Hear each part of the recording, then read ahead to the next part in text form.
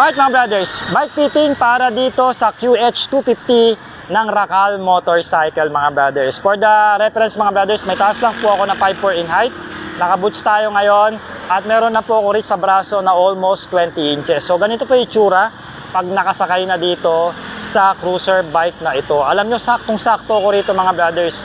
No, pagdating sa handlebar niya, upright tayo rito, hindi ako nakaling konti, hindi rin naman ako sobra. Tamang-tama. Itong parang swak ako rito sa motor na ito. And for the seat height mga brad, ang taas niya lang po 750 mm. So sa mga kababaihan natin dyan o sa mga katulad ko lang po na 5'5" pababa, kayang-kaya nyo po i-manage ito. Tsaka kahit pag nakahinto siya, hindi siya ganun kabigat.